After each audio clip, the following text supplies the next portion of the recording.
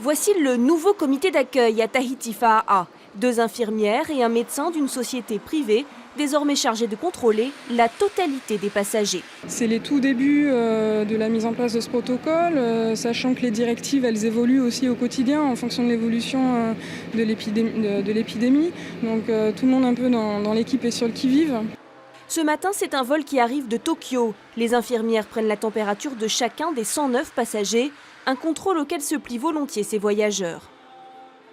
Ce serait dangereux si quelqu'un venait à Tahiti avec ce virus.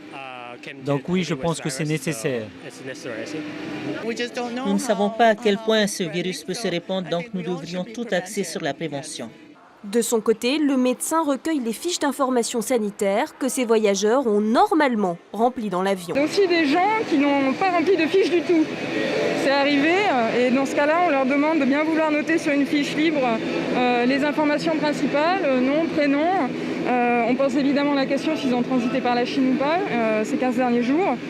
Et ce matin, 2 passagers viennent bien de Chine. Ils n'ont pas de fièvre, mais comme l'exige le protocole, ils sont pris à part pour un contrôle plus poussé. Par chance, ils ont pris leurs précautions avant de voyager. On s'impose soi-même une quarantaine depuis 3 semaines, donc il n'y a pas de problème. Ça fait 3 semaines que vous étiez chez vous? Oui. Oui.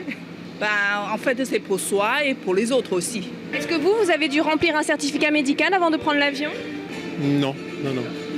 Car c'est le grand oublié de ces contrôles, le certificat médical datant de moins de 5 jours, normalement exigé à l'embarquement pour tous les voyageurs venus d'Asie et que presque aucun passager n'avait sur ce vol.